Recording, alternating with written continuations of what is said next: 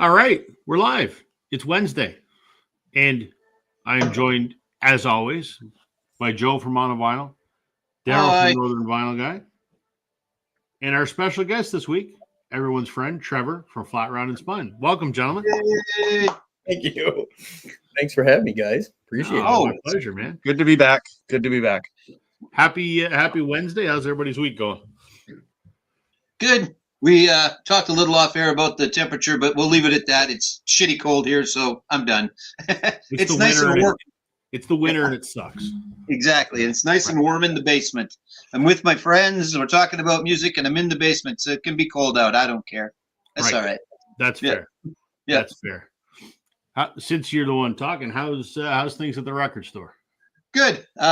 We had, I think, well, we already had that a couple of weeks ago, the Small Saturday. Business Saturday. Yeah, but ramped up a little bit. I put a bunch of Christmas albums. Hey, if you want to order this, let me know. And I got a bunch of orders, so that should all be in hopefully Thursday or Friday. So there's that.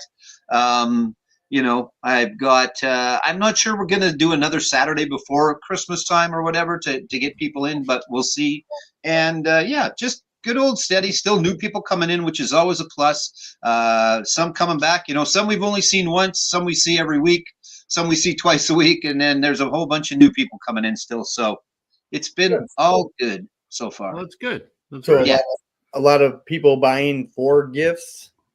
I don't know if it's been that. It doesn't seem like it so far. Like, I think these Christmas albums are ones that once I get it to them, they're probably going to open them up and have them around for the season.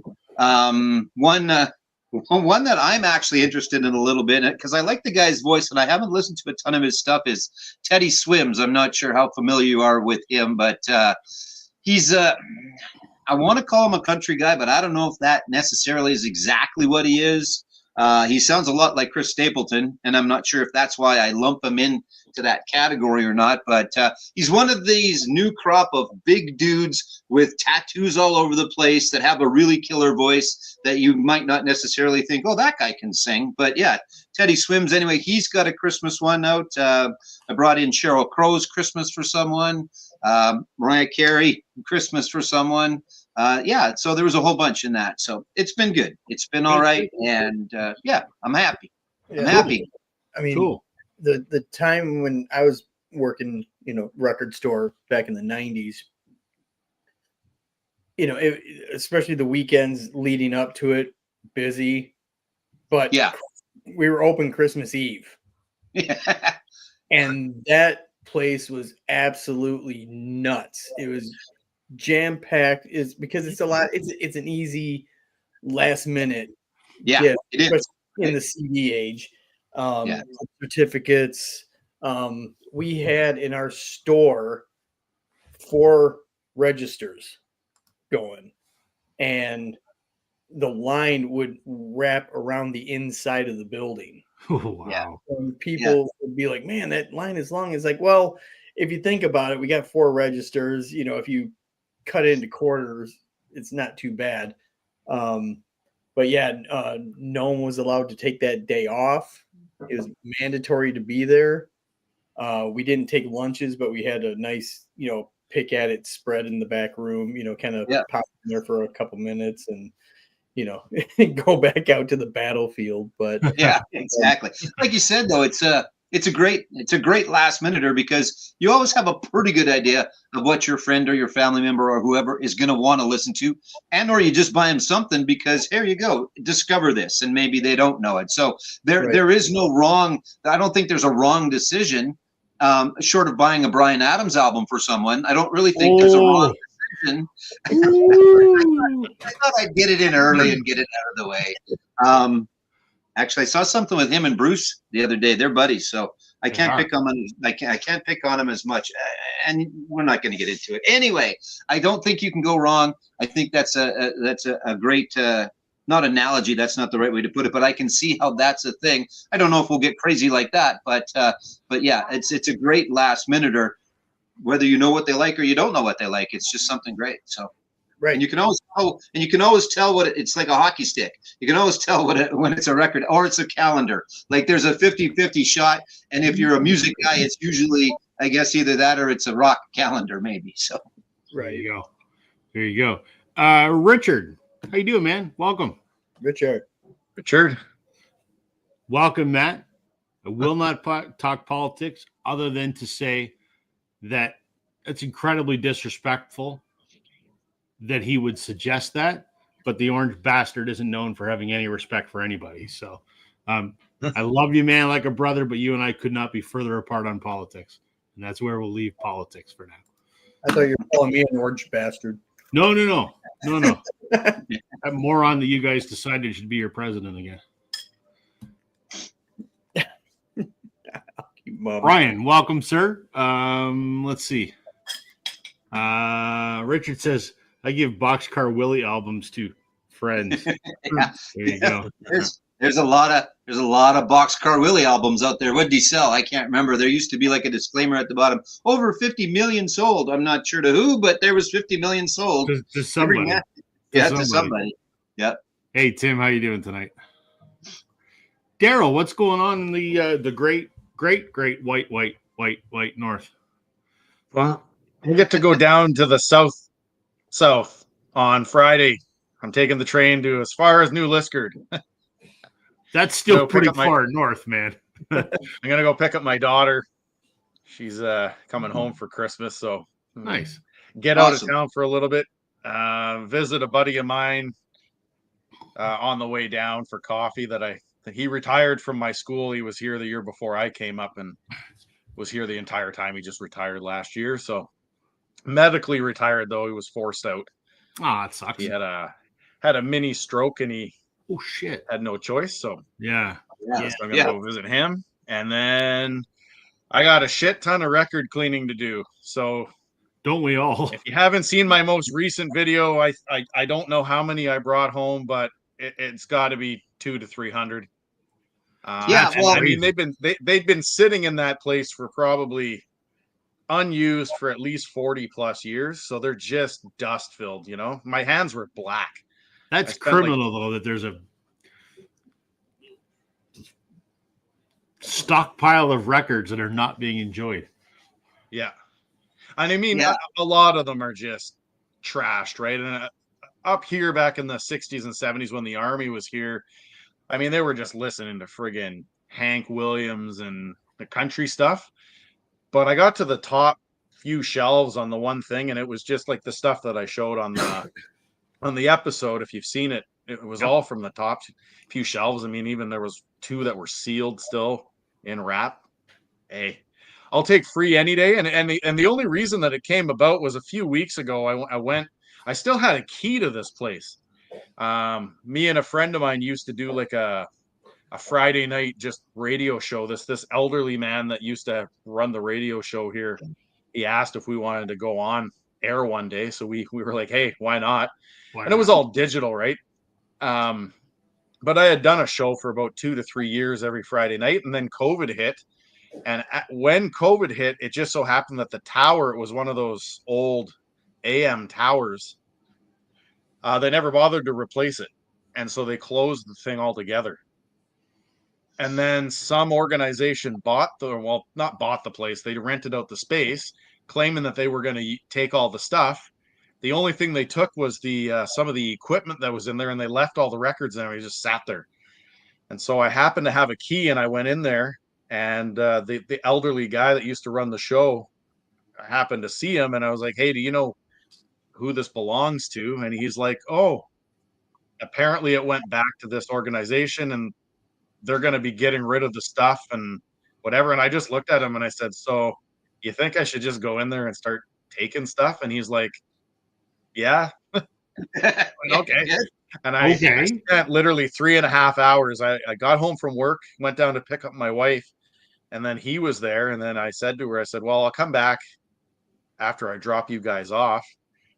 I didn't even eat dinner. I just sat on the floor, just sorting through these things. It was what, when they say like it's just going to some rummage sale and you're just going through and you're just having a good time. That's all I did. I mean, I didn't care if it was country music or crap. Like a kid in a candy store, as they say. Yeah. And I'm not even going to bother with the 45s. Like there must be 5,000 45s in there. Just ridiculous.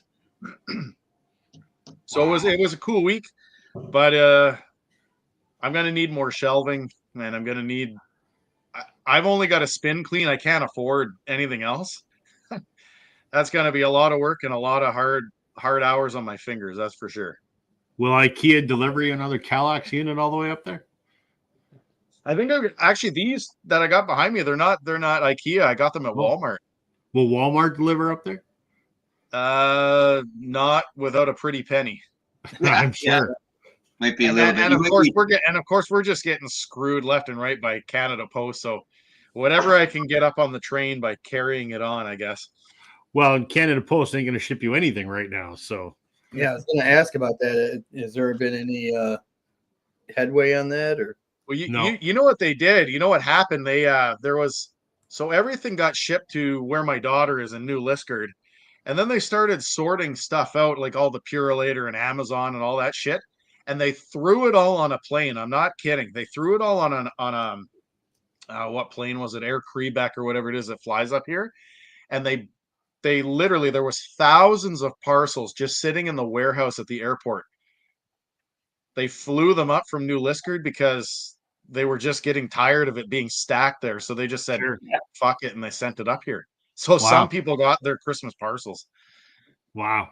Man. But the air company, basically they sent out like a big Facebook wide thing saying, we're not sorting through any of this. We've got the lading bill. You can find your own stuff.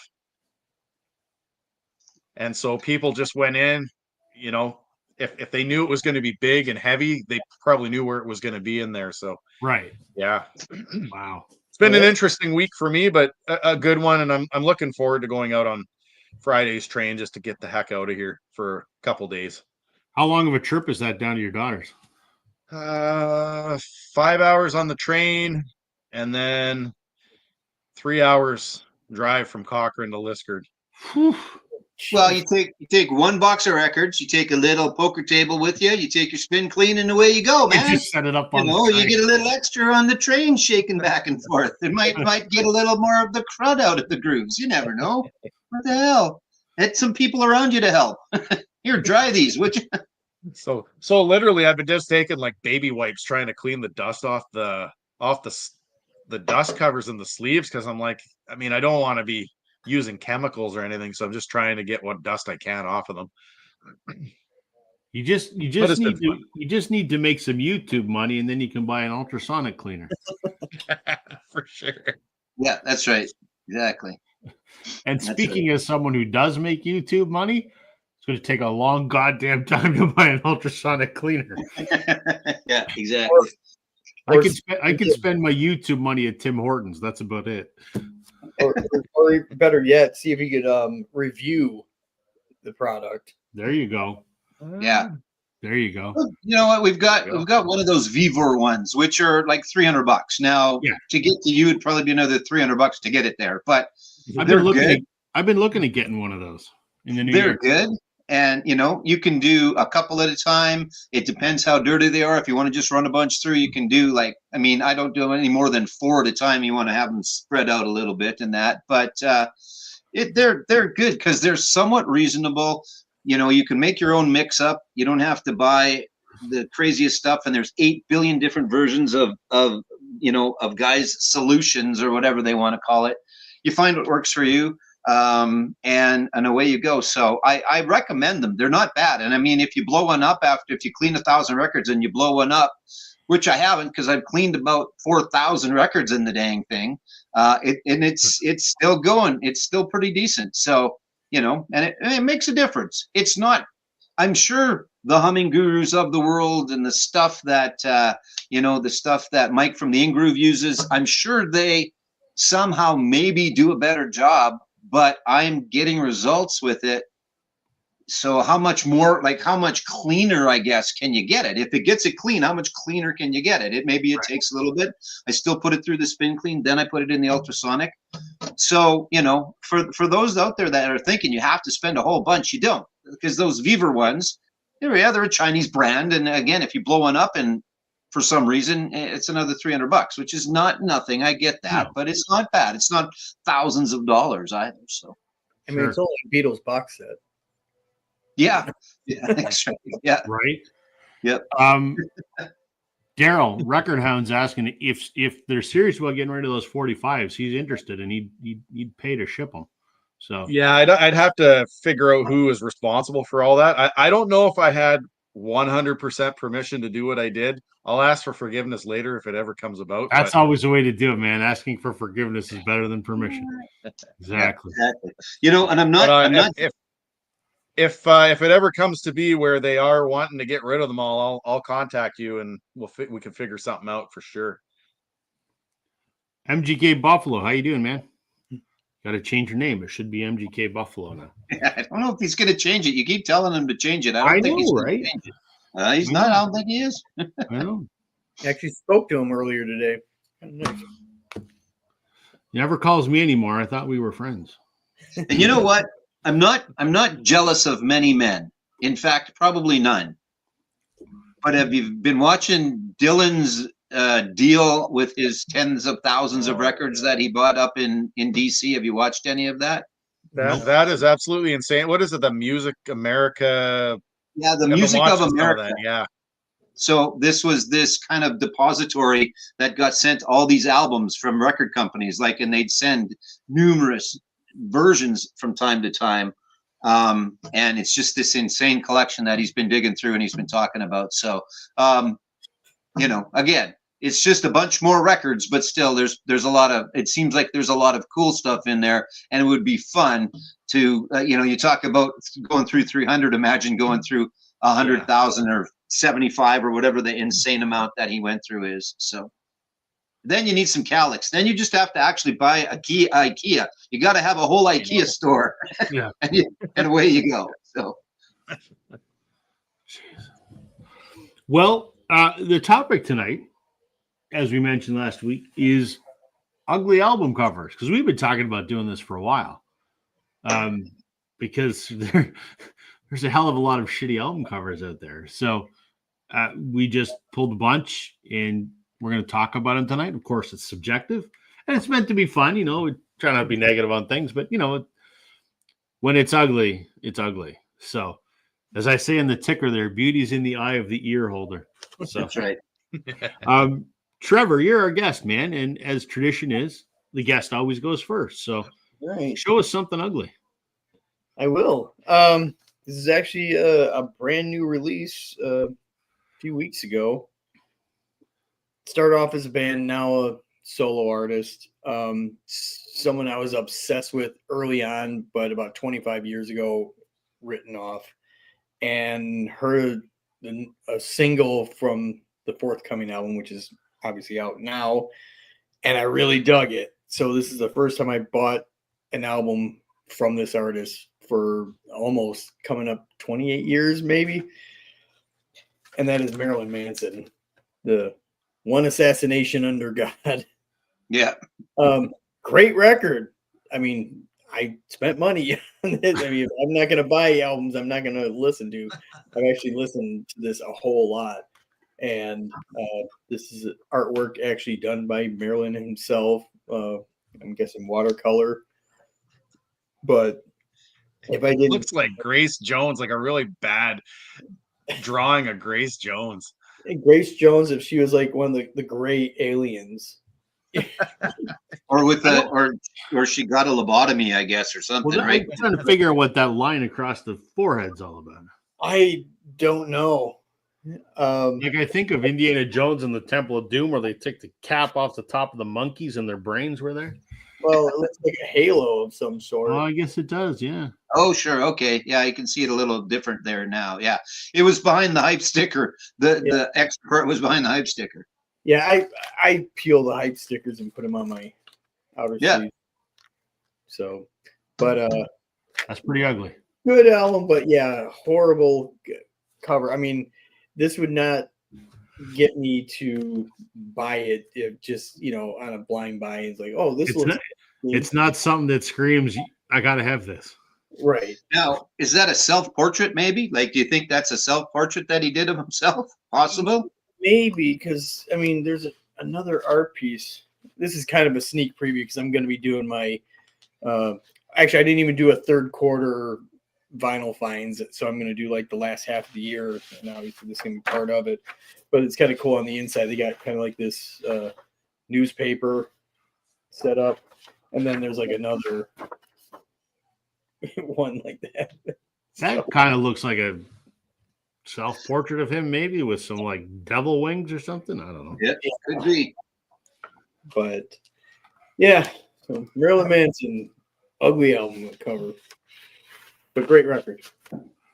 Record Hound says kind of looks like Dylan's self-portrait cover, and that reminds me of another one I got to pull. So, Well, amongst yourselves. Joe, you go next while I pull one more. All right. So, as I don't think we said it on the air. I think we said it off the air. If we were ever to stick to the laws of the things that we make up, I don't know if we'd ever actually hit the mark or not. So this is all going to be relative. It's all going to be in the eye of the ear holder, as our fearless leader has obviously said, because a lot of the times it's not a great album cover, but it fits exactly the album. Like that one that you just showed, Trevor. That belongs with that album. If that was a Beach Boys album, that would be ridiculous, right? But it's not. It's a Marilyn Manson album. And this is an example of that. So this is Man of War. Now, this is what Man of War looks like when they're performing and when they're doing stuff. So it makes sense, but that doesn't mean it's not an ugly album cover, but it makes sense for the music that it is. And Into Glory Ride, not the other glory thing. Anyway, so there you go. There's a Man of War. Look at them. They got some swords. They've got some cod pieces going on. Yeah, they got some boots going on as well. I think tonight we don't often show the back, and I know that there's going to be some. This one's nothing, but I think sometimes on these front album covers, there's some interesting stuff on the back. So let's keep the back in mind a little bit as well tonight. Yeah, that's the only interesting part of this one. But there you go, a little Man of War to start with. I don't want to see. I don't want to see the back of the loincloth, though. No, you don't want to see? No, okay, fine. No, fine, not at all. Fair enough. All right, Daryl, what you got? All right. Well, yeah, I figured I'd start this off. You guys knew this was coming. I personally don't get this cover. This is based on our theme from last week, the yacht rock thing. And for whatever reason, I just cannot figure out this whole Christopher Cross with the pink flamingo. I mean, the backside makes sense, I guess, for yacht rock, this nice blue sky and the water and all that. But I just have never been able to figure this out. And speaking of this particular album cover, I found two of them in that collection at the radio station. I grabbed one because the other one was kind of garbage, but I just don't get it. I think the coolest thing about this cover is apparently the person's signature just up here at the top. I can't even figure it out. Right up here. So yeah, I don't know. Let me know what you guys think of it. I just don't understand that cover. I suppose somebody had said, well, it's better than if they had put a picture of Christopher Cross himself on there. It might not have made any sales. I just don't get it though. Yeah. I might be seeing I went with that one. I might be seeing him in August. He doubled down though on the next one, and I thought I had it. And I went and looked last week, and I looked again today because he doubled down. It's a flamingo, like a close up of a flamingo. So I don't know if he had stock in flamingos back in the day, and he was trying to sell, or what he was trying to go for. But yeah, he was a flamingo lover. That is for sure. And you're gonna go see him. You're gonna go see him, Trevor. Who's he with? Toto, him, and someone I thought I saw was going out as a group. Yeah, Men at Work. Men at Work. That's it. Yes, yeah, I saw that. I was surprised it wasn't Colin. Colin Hay? Colin Hay, because he hasn't done Men at Work in a very, very, very long time. It's always been him. Yeah. So it's interesting to see who from the original band. Obviously, the saxophone flute player guy, he's not going to be there. But speaking of concerts, and this is going off on a tangent, but Joe, you know where I live. Would you believe that it was just announced that ZZ Top is coming to town. They're going to play at Woodbine Racetrack in Toronto. Yeah, with The the Wallflowers. I know, which I'm excited about. I was just thinking the other day, what the hell has happened to the Wallflowers? And then I saw, because they're playing here too. And I saw ZZ Top, and they're good, and they'd probably still be good, but I'm excited to go see the Wallflowers. I think that'll be great. I think I got to go. Yeah, I think so. Yeah. I agree. I mean, I agree. expected like Budweiser Stage or something like that, but it's Woodbine. That's 45 minutes from my house. Well, there you go. Yeah, And you got to go. It's easy to get to. I got to get a ticket, man. Yeah, yeah. So they're building that 55,000er, right? That Rogers, not Santa Rogers place. That's at Downsview Park. Yes. Yeah. That's a whole different venue. Yeah, they're starting to put some acts in there. That's where, remember, when I texted you, I said, look for System of a Down pre-sale code. Yeah, he got in. He got some today, actually. Yeah, but so they're starting to put some acts in there, which is good. So we're gonna have to, because that's where Oasis is playing in August. So yeah, but yeah, sorry to go off on the tangent. Sam sent me the thing about the ZZ Top Canadian tour because he knows I'm a big Wallflowers fan. I'm like, well, I got to go see the Wallflowers, and as a bonus, it's ZZ Top. Yeah, exactly. And they're 45 minutes from my house. They'll be good. It's 15 minutes from my work. I got to go. You got to go. Okay. Joe probably knows I'm going to show this record at some point. I'm going to start with this one because I think that this is the ugliest album cover in the history of album covers. Yeah. I left it for you. I assumed you would. Red Rider I got to make myself large here. Hold on. Hold on. There we go. This is Red Rider. As far as Siam. As far as Siam, as in, the geographic location. From 81. This was, Tom Cochran in his early days. The big hit off here was Lunatic Fringe. Also, Cowboys in Hong Kong was a big one. I think those are the two big hits. But what is this? Pink square on a purple background? Like, I don't even know what it's supposed to be. Well, my interpretation, for what it's worth, is because the sun sets in the east, Siam is in the east. That's a sunset. That's my interpretation of that album cover, and that could be total bullshit. But but what's with the pink square? There's a lot of neon over there, so it's just all the neon. Yeah, I don't know. And you mentioned back covers. The back cover's just as bad. Yeah. This is the biggest piece of shit I've ever seen. And somebody, if I read the liner notes, actually has hung their name on this. Artwork by Bart Scholes.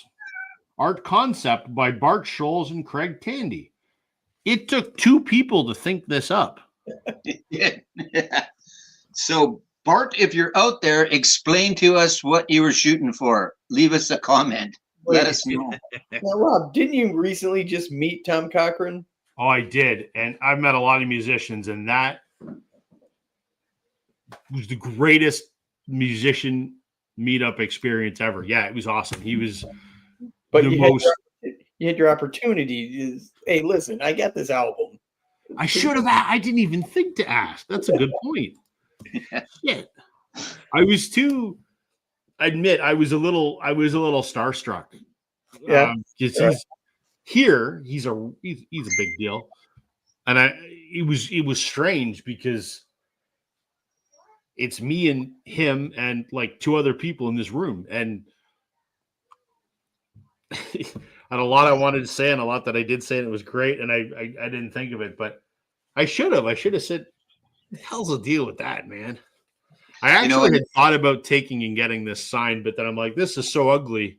I don't want to ruin the signature by putting it on an ugly album. So yeah, just a terrible cover.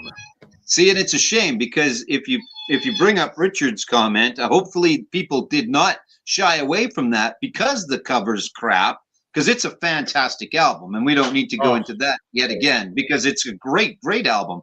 You know, there's so many. Like, there's a few I'm going to show that I picked up just for the album cover, just because, and then the music wasn't all that great. That's an opposite of that, where it's like, oh, hopefully people got to the music and got past the album cover. This might be Red Rider's best record. Yeah, it's close. It's close. Yeah, it's close. Yeah. And Lunatic Fringe may be their best song. So that's biggest known, at least here. Right. Yeah. Ugliest album cover ever. So I had to lead with that one. So, all right, we'll go around again. Trevor, what you got? Let's pick out. Oh, we got here. How about a little cheese here? I mean, because I love it because it's just funny. An artist that I saw in the city. It's a live album, but this was many years before I even really knew who the guy was. And this is Tom Jones live at Caesar's Palace. I mean, that's cheesy, but that's great. It's awesome. Terrible, but it's great. But yeah, it's so bad it's awesome. Right. Yeah. Just got the ladies around him and just serving away. That's awesome. It's a great album too, actually. I love it a lot. Good live album. Nice. Tom's fun. Tom's a fun listen, right? There's one of those that you just you can throw on, and it's always going to be a fun listen. And the guy's got a great voice, right? I mean, it's the music of its time period for sure, but still. I've seen him 4 times. Yeah, I bet he's great. And the last time I saw him, I think he had just turned 80. And pipes still there. Right on. That's good. Excellent. All right. I am going to do a quick promo because, you know, it's almost Christmas time. I'm going to put my Christmas lights on. Wait. I looked for my Christmas hat. I couldn't find it. And it's almost Christmas time. And you know what's a wonderful Christmas present for the vinyl lover in your family? Short of buying them an album, you can buy them lovely outer sleeves and inner sleeves from Vinyl Storage Solutions. And I believe there's a promo code that you can use. And if you order soon, you'll get them before Christmas, and you can get them under the tree, and you can confuse them, and they'll think, oh, it's an album, but it's floppy. Why is it floppy? And then it'll be covers. So there you go. I'm gonna leave these on. VinylStorageSolutions.ca, promo code Northern10. And you know what, Joe? I checked my sales dashboard. Yep. I sold a fuckload over the summer. No one's bought a damn one in the last 6 weeks. Everybody's kind of caught up. Maybe, I guess we got to find that new person that hasn't started doing it yet. You know, I know there's a guy. He's a little far north, but they might deliver up there that might need some for this album collection that he bought. Daryl, you really should. You should look into it. Well, exactly. I'm not gonna lie. I'm definitely gonna need some. So you might be seeing a transaction one day. There we go. There you go. Awesome. All right. Just get a pallet of them. Yeah. That's right. Just a pallet. Richard, just order some damn sleeves. Northern 10, you get 10% off. Yeah. That's right. I'm going to do a multi here, but I'll go through them quickly. And it's going to be in the same vein as Trevor just had. This is going to be someone took your picture, someone showed you your picture, and you went, yeah, let's put that on the album cover. So we've got this one, which is Max Webster and the Flying Banana, or whatever you want to call it. And I love Kim Mitchell and I love Max Webster, but come on, Kim, really? I don't think he gave too much of a shit because he's dressed up like a schoolgirl, I think, on the other one. So I think that was part of the persona at the time. But so someone took your picture, someone showed you the picture, and you said, yep, let's put that on the album. Another example is this one. I'm not sure John Waite is some sexy vampire, what he's shooting for there. I don't know what he's trying to do there, but that one just kind of fit a little bit. Here's another one. Actually, we'll save this will be the definitive one. That one I just set to the side. Here's a little Peter Frampton trying to look all sexy with his silk pants and his silk shirt, all for $2.99, all for the special price of $2.99. So again, you went, I like to play guitar. I'm a really good guitar player, but let's show me in my pink satin pants on the cover of the album. Yeah, let's do that. Okay, perfect. That reminds me of Jeff Goldblum in Jurassic Park when all the dinosaurs are going nuts and he's lying there all bare-chested, and you're like, I don't want to see that. Exactly. Maybe Okay, have Laura Dern take her top off. That's okay, but that's a different story. Like Right. a couple quick. Ringo, what the hell are you doing, man? Come on. I mean, this is an ugly cover. Not because it's Ringo. Ringo's a cutie. I mean, lots of people loved Ringo. Ringo was their guy. But what are you doing, man? Come on. And then, this is Poison before Poison.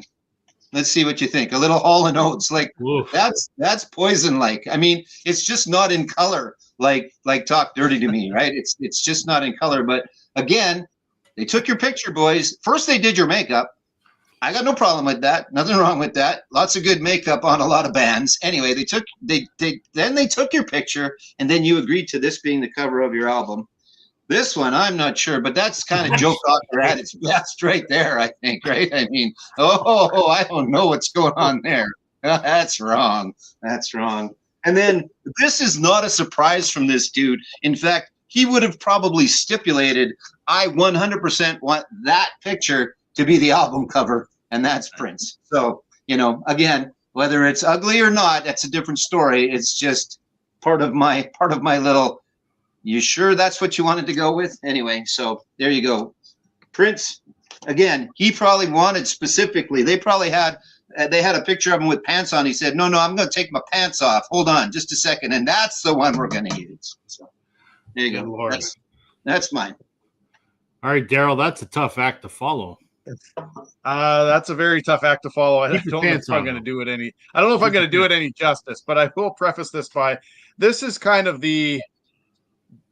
Did they send me the actual record cover situation? I don't know if you've ever experienced this. So I bought records off of Discogs one time, and it was a situation where the guy was like, "Okay, I'll throw in a couple of extras for you," and I went, "All right, just whatever, some random extras." And then when I got it, I was like, did this guy forget to send me the actual sleeve? This has got to just be the fucking inner.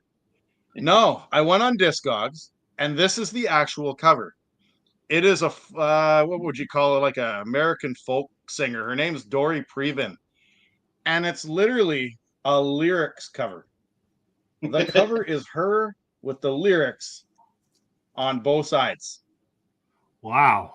I actually thought that it was a mistake. I thought that I was going to contact the guy and go, listen, you didn't send me the cover. I want my cover. But then, like I said, I went on Discogs, and that is the actual cover. Wow. One of the worst covers I've ever seen. Just lyrics. And I mean, give me 1 sec. I guess that's kind of saves printing costs, right? Just give me 1 sec. I just got to look for something real quick here.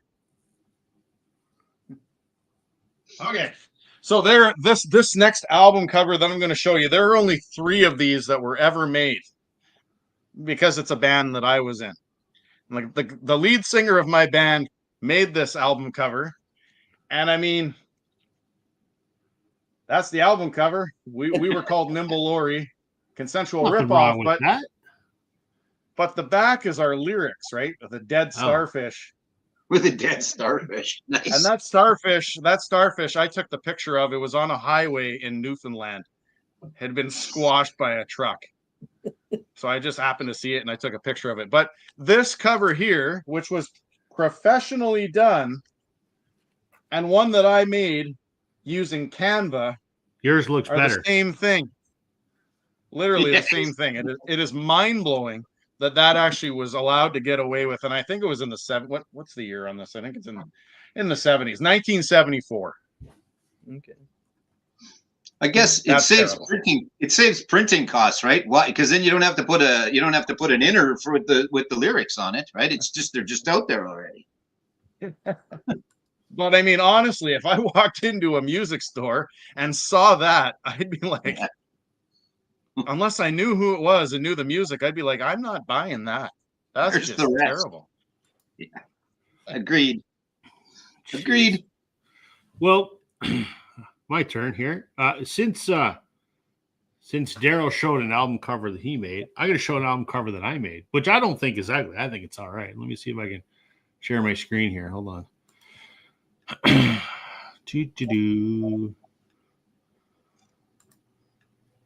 see here. It's not going to let me. Son of a bitch. Oh, well. I won't show it then. I made an album cover. I thought it was pretty good, but whatever. So I'm going to go with another. I think this is the second ugliest album cover ever. Joe and Daryl, you'll know this band for sure. Oh, Remember yeah. the Kings? I do. Yep. Have you heard of them, Trevor? Seriously? Right. This beat goes on. That's this them. goes on. Yeah. You gotta remember where I grew up. A lot of Oh, Canadians right. Detroit. Yeah. made it over the river. So these guys are from Burlington, Ontario, which is just outside of Toronto. It's about 45 minutes from where I live. This looks like, maybe the cover of a 12-inch single. No. This was the album, and you can see there's like that shadow text in the back that says Extreme Rock. Yeah. Why? I don't know, because the album is called The Kings Are Here. This is the back cover. Wow, that does look like a single. It does look like a single. And this was kind of a big budget release. This is produced by Bob Ezrin, really big-time producer up here. Mm-hmm. What a shit album cover. I mean, they were a one-hit, two-hit wonder because the beat goes on, Right. and switch into glide. That's track 1 and track 2, but they blend together much in the way that Queen's "We Will Rock You, We Are the Champions" does. This kind of does the same thing. So I guess both of those were a hit. But man, what a shitty album cover. Like when I picked it up, I thought, it's the single. And I look at it, I went, nope, that's the full album. I don't get the extreme rock and roll because there's nothing extreme about it. Actually, not a bad record. The 2 songs are awesome, but what a Oh, I see. Thank you. Record on Extreme is the label subsidiary of Elektra. Well, then you're right. It is on Elektra. Thank you, sir. That makes me less stupid then. So either way, it's still stupid to put that on the album cover. It really looks like a 12-inch single. So what a shit. I like that album, actually. I think that's a great album, especially the whole first side. The whole first side is really good, and the second is decent. Overall, it's very good. The second album, not so much. And they still had decent producers in that. They were definitely one-hit wonders and just couldn't recapture it. But it's a decent album. So again, another one that will probably get overlooked, maybe just because, like, what the hell's that, right? Right. Exactly. All right. Let's see. Are we caught up on all of the comments? Yeah, pretty much. Trevor, you want to go around again? You're up. Quickly, may I ask, is that a vintage Pine Knob T-shirt, or is that a repo of some sort? It is a repress. I bought this in 22, and I went back home. Okay. Yeah. Because that's been around for a long time, has it not? Like, isn't that one of the big venues? Yeah, it started in 1973. Yeah. Cool. 73, I want to say. But they had their big 50th anniversary a while back, and it's. I mean, I grew up 2 miles north of the place, so I went there a lot. Yeah, actually graduated on that stage. Oh, there you go. Perfect. Good. Let's see. What do we got here? Probably, arguably, their biggest record ever. I could never make sense of this album cover. Speaking of Pine Knob, this was the first rock concert I went to, and that's Freeze Frame from the Jay Giles Band. I mean, as a kid, I'm looking at it, I'm like, I cannot make any sense of this whatsoever. I mean, it looks like, this guy here, he's like a shrink of some sort, and this three-eyed guy is telling his woes to whatever this abstract thing is. So, the silver Mr. Potato Head. Yeah. Yeah. I mean, this was the era of Jay Giles that was like really divided by the old fans, because the old fans liked the, kind of authentic bluesy type stuff, and these guys kind of put that to the side and made like 3 records that were trying to be more modern, more contemporary. But still a great record. I love it because this is around the era I got into them. So, freeze frame. Yeah, it is, and it's definitely one of those where the deeper cuts are probably better than, I mean, because we've all heard Centerfold over and over, but Yes.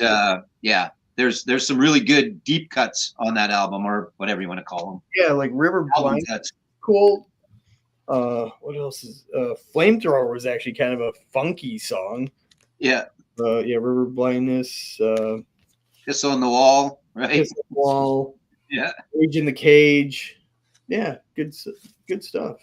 yeah, it was good. Again, I like Centerfold, but I don't ever have to hear it again, and I don't have to hear Freeze Frame again. But the rest of it is definitely one that I enjoy listening to from time to time. So, Right, good stuff. Yeah.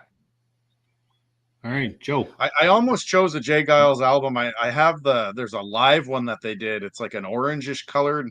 It's got like these music notes that are on it. I almost chose that one. I forget what it's called. It's called Showtime. Showtime. Yeah, that one. That's a brutal one too. And this is where it was recorded. And guess who was at those recordings? This guy. Yeah. Awesome. All right. I'm not sure YouTube's stance on animated boobs. What is YouTube's stance on animated boobs? Well, here, I'll try and cover them up as best I can. This is going to look stupid. Let's do Listen, this. you always want to put your hands on boobs. So yeah, that's right.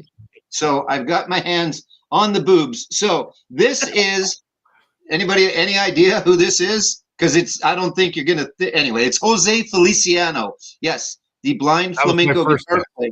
Yeah, that was going to be my first guess.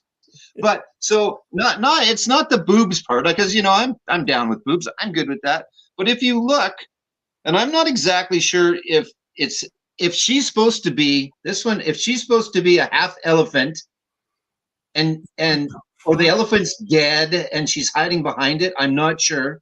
And then this young lady's got wings going on.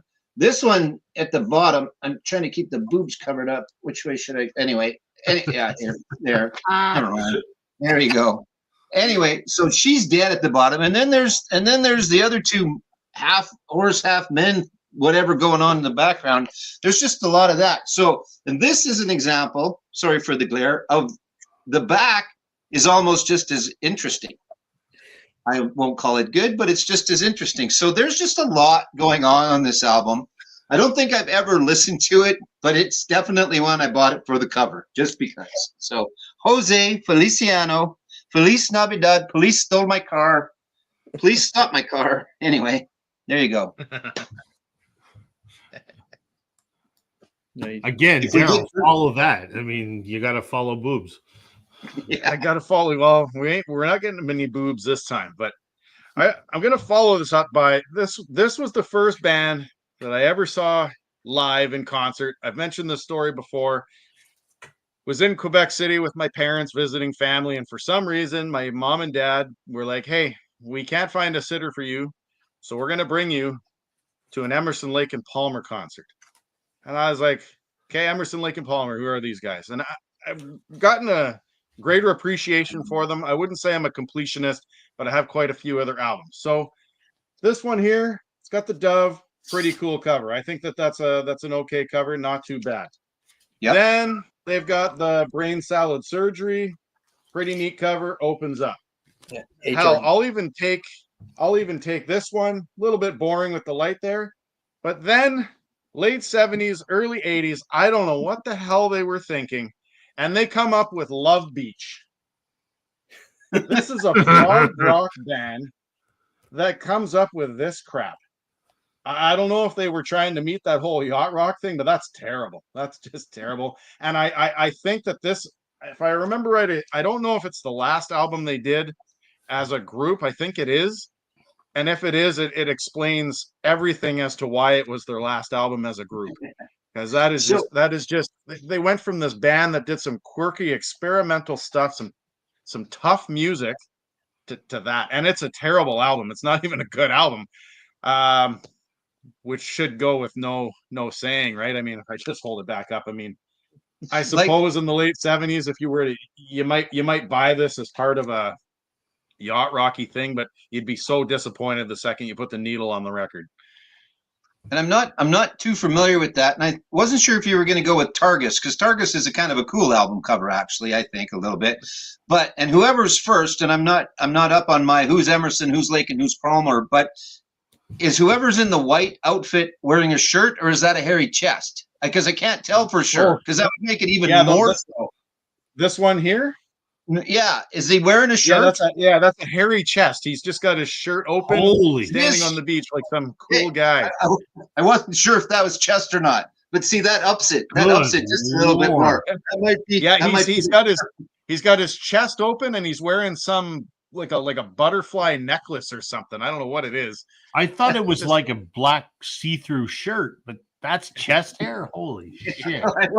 I wasn't sure. That's why I wanted some clarification. So the man's growing his own sweater. It looks like it's his chest. It looks to me like it's his chest. I could be wrong, but it looks like it's his chest to me. Well, if it's a shirt, it's an ugly fucking shirt too. So it doesn't matter if it's his chest or the shirt. Get a weed whacker. Holy Christ. Exactly. Oh, well. Okay. Good choice. Good choice. All right. Well, I'll follow that. I'll take this in a little tamer direction. This is a fantastic album. What the fuck is this? Yeah. So this is U2's Boy from what, 1980. There you go. So this was the US cover. This is what the band wanted the album to look like. This was the UK cover. Makes sense. Looks great. This boy appears on several of their other albums as well. But some, and even the back looks pretty good, right? Some brainiac at Island Records in the US decided that, this album cover won't sell in America. So let's take some black and white pictures of the band and distort them and make this piece of shit. Yeah. Are those the same photos from the UK on the back of the UK one? Just stretched out? Yes, they are. Okay. So you can see those. And yeah, it's exactly what they are. It's like the ink ran, right? It's like they were pressing them and the ink ran or something. No, they use silly putty on it and then. But I mean, if I'm in a record store, which one am I going to buy? Yeah. I don't know. I don't know why this is deemed more appealing than this. So when you buy the album now, you get it like this, because ever since they remastered their catalog in 2008, it's been reverted back to this cover. I still need to find myself an original UK of this cover, but God, this is just, and the back's no better. All they've done is they've taken these 4 photos, put them in a line, and there it is. Shit. Yeah, shit. Pretty much. It's shit. So there you go. Very nice. That's the same boy that appears on both of their, I think it's both of their, they did the best of 1980 to 1990. They use a slightly older picture. And I think he's on the 1990 to 2001 as well. So I don't know who it is. I've never bothered to look it up, but yeah, there you go. Let's see here. The Trevor's or Record Hound says that distorted one looks similar to All Around My Hat by Steely Eyed Span. I don't know who that is. So, all right, Trevor, you're up. This one usually makes the list of horrible album covers in the metal genre, and there's lots of controversy on the way the composition is of this album, and that is the debut of Anthrax. Ooh. Fistful of Metal.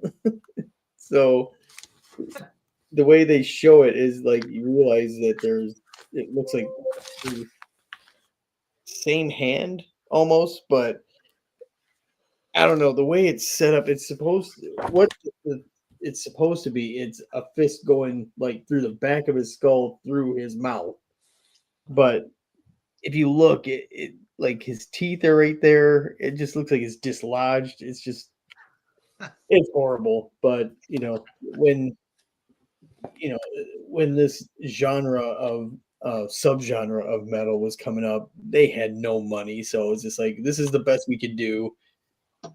Here you go. So It's like yeah.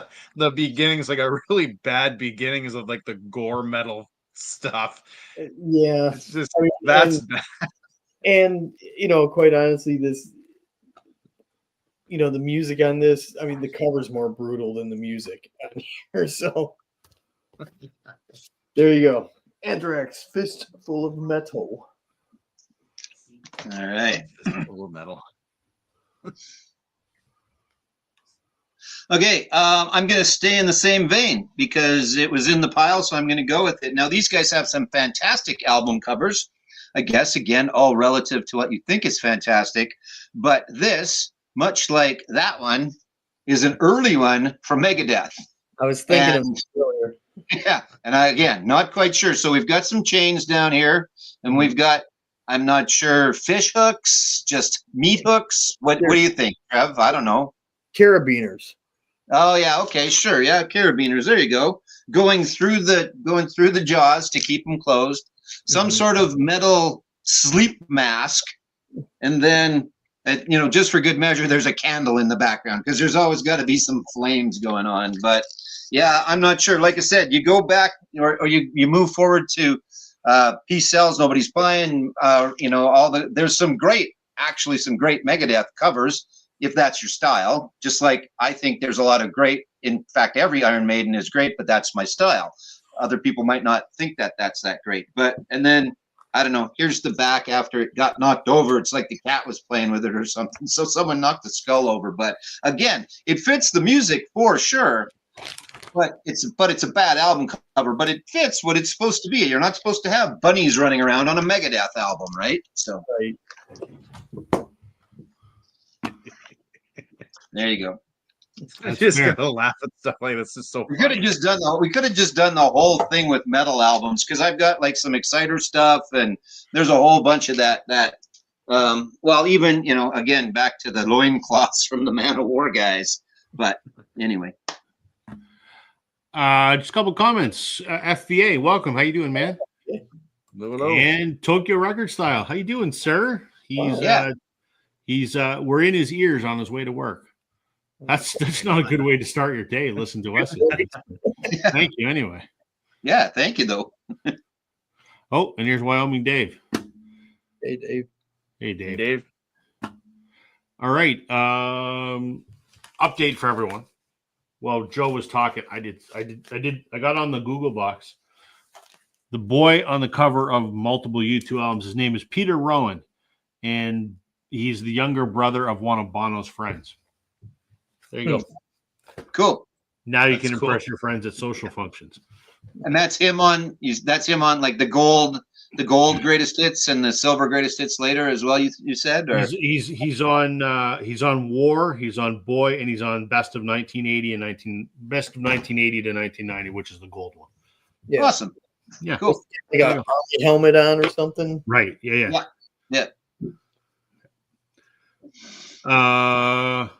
Whose turn is it now? See, I lost my track of thought already. Carol's. Daryl, thank you. All right, so we'll continue in the vein of metal, but I'm going to go the reverse on this one.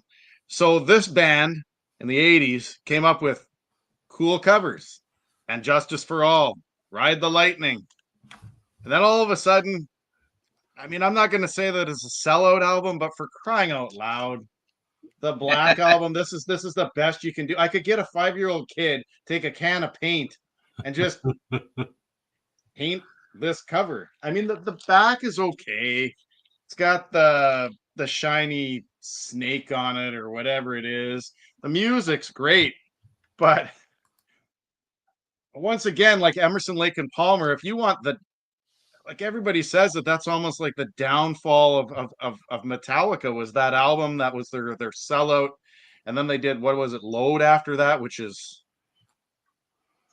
And even I worse. don't know. I mean, I don't know what people's thoughts are, but I don't get it. And not to mention, I've only had this thing for what 4 years, 5 years. Look at the ring wear on this thing, just terrible. So Yeah, I almost picked that one myself. Though anyone watching after this is done, go on YouTube. Or you're already here, but put in the search thing Metallica Spinal Tap and look at that. Watch that exchange that they did it backstage at Wembley. You know, Metallica with Spinal Tap. It's quite hilarious. Cool. for sure. Smell the yeah, glove. I thought a little bit of the reverse metal on that one instead of going with the the cheese bunny or the metal to the fist or the metal to the face. Like how a metal band could be as wimpy as just a black cover. I don't know. Right. Okay, my turn, right? Yeah. Sure. I'm glad you guys keep track, because I'm like the blind man driving the bus here. All right. This is another example of, in my mind, what the hell were they thinking? And this may be blasphemous, but I'm going there. What the hell are they thinking? This is shit. When you look at, if I can get it out of the sleeve here.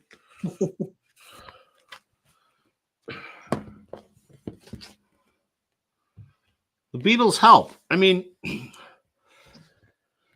this is a shit album to begin with because, I mean, it's half the album. And I get it. This is not an album. This is a soundtrack. I get it. It's for the film, yada, yada, whatever. But, I mean, this kind of has kind of an artsy kind of, it's simple, it's clean, but it's eye-catching and whatever. And then you turn it into like some, it looks like a movie poster because I guess that's the point. But I think this is so damn ugly. The huge help at the bottom, and I just like that this is it's clean, it's understated. It looks a little artsy, and this just looks like I'm trying to sell you something. And I think the Beatles, for the most part, had some of the best album covers. And you know, you look at most of their album covers. Is there a bad one? I'm talking about the album covers as they intended them to be. They had no input in this. They had all the input in this.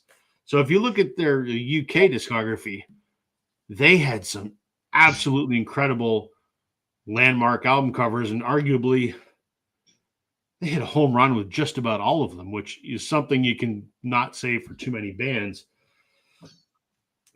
And I just, this is just, it's minimal. It's nice.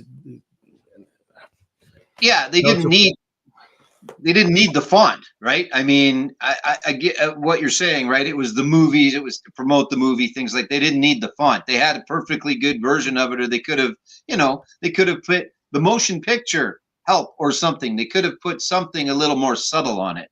Well, and here's the other thing too, right? Aside, yes, you're promoting help, but the name Beatles is huge, and I get you're trying to capitalize on that. But at the time, this is 12 months after Beatlemania. You would need nothing on. You could just have the four of them, and everybody's going to know exactly what this record is. There is no need to have. But I get it from a marketing standpoint. But I just think they took. Oh, not to mention they're in black and white on the front of this. Yeah. Not a black and white movie. So I don't know. I just think they took something that was really nice and aesthetically well thought out, turned into something that just looks like trash. Sorry. I know that's kind of a hot take, but they're few and far between. I've got a Beatles one in here somewhere, but I'll save it for later. But yeah, you're right. As far as, I mean, obviously Sergeant Pepper, Revolver, everything, beautiful artwork, great artwork for the time. And well, I mean, some of them are so iconic that they're instantly recognizable even by kids today. Everyone knows what Abbey Road looks like. Yeah, right. Yeah, exactly. Exactly. And the White Album. And it's funny because Daryl talks about Metallica's Black Album as being kind of shitty, but then the flip side of that is you look at the White Album. That's an incredible album cover. Mm-hmm. There's nothing on it, just some text that you can feel. But when you look at the whole package, the way you open it up, the way the song titles are laid out, the pictures on the, it's actually a really, really nice packaging design. But I just think, and I'm not talking about the Capitol US records in terms of do I like what Dave Dexter did to the sound and mixing all the tracks and all this other shit. That's not the topic of this. I'm just simply talking about the artwork, and I just think they butchered them. Hey, Richie, how you doing, man? Beatles' second album and Something New are crap.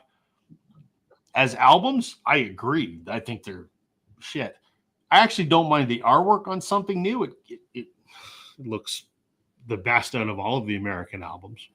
But I did not buy any of the U.S. album reissues because I certainly don't need them. All right. Trevor. All right. Favorite band in the world. Also put on the list as probably their worst album cover. And at some point, their worst album until it got resurrected earlier this year. That's from 1995, Forbidden. This is just a horrible design.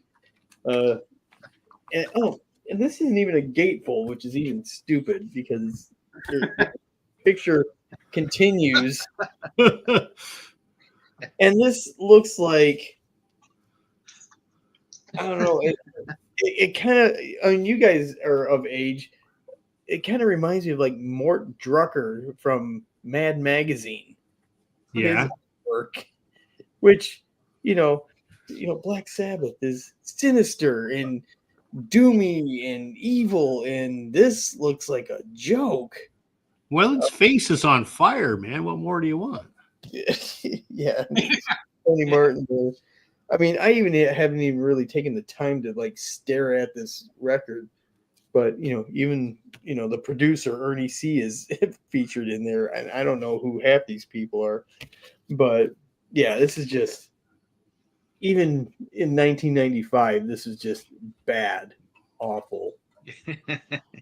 But the Tony Iommi, he remixed this, and it's actually almost seems like a brand new record. So, Forbidden from the Mighty Sabbath. As Richard says, looks like a bored art student in history class. Right, yeah. Sure. So I was a bored history student in art class, so there you go. there was one I thought of fairly quickly for Black Sabbath. I just don't own it. And I can't remember the name right now. God, I'm losing my mind. With the little demon on the cover. Yeah. So, and then Trevor's gonna pull it. I bet he's got it. We'll find it. But while we're at it, and this, I don't know, this might be blasphemy as well, but I think Paranoid's kind of a shit cover too. So yeah, that one. I mean, again, does it fit the music? 100% fits the music. It's what it's supposed to be. And then go ahead. But, yeah. Oh no, it's awesome. But yeah, correctly, because that was supposed to be the album was supposed to be called War Pigs, which would make more sense. A little bit more sense. Like, are we supposed to be paranoid of these guys coming out of the woods with their glow-in-the-dark swords, or like, I'm not sure what we're supposed to be paranoid of. Now, again, doesn't do the album justice. And then the back is basically, and then why are they wearing helmets? Like, are they cops? Are they? I don't know what they're supposed to be, but I'm just glad for the album to have come out. But there's my Sabbath, and then Born Again. That was the other one that I was not a super huge fan of. And real quick, because I know it's not my turn anymore, here's the German version of Help. So, you know, a little subdued. Again, we've got Beatles up there and we've got Help, and it's still basic. So there's the German version of Help. And this is the shitty Beatles one that I had pulled out, and it is the Beatles Very Together. So, which I like again that is a not lot. it's I not like an it. official, but It like, is. Well, well, what's yeah, your definition? sure. It's not official to the Beatles, but they are official recordings that are owned by Polydor, and that's who put them out. That was a Correct. Canadian only issue. I have it. It's great. And maybe you know, because I don't. Is there a reason for one blown out? Yes. You Is there a remember reason why one can't? they were Paul's trying dead, to capitalize on the Paul is dead, right? And you always go John, Paul, George, and Ringo. So that's supposedly Paul's candle is snuffed out. There you go. So For we'll give anyone it that doesn't know, that's the stuff that the Beatles did with Tony Sheridan in Hamburg in '62 before they were signed with EMI. Yeah. Again, it's good. I love it, but it makes a little more sense when you explain it, right? But you shouldn't have to explain an album cover, but that's part of the allure, I suppose. But and then yes, the German version of Help. Anyway, carry on. One comment here, JWG Moore is asking, I guess both you and all of us, do we consider the Butcher cover as artsy? I mean, they were trying to be artsy. Yeah, it's unique, Were I they guess. trying to be I personally, man, I guess I get it from the 1960s perspective. I still don't understand how it was so controversial. I mean, they're just meat puppets. Yeah. Time period. You didn't really see anything like that. Because what, 65? 66? Yeah. I guess they were trying to make a statement, so maybe that's what it is. Yeah. I mean, yeah. I mean, since then, yeah. I mean, things have, yeah, exactly. And this is a real one, folks. Mm-hmm. Was it artsy, or was it we're so friggin' big we can just put out whatever we want on the cover?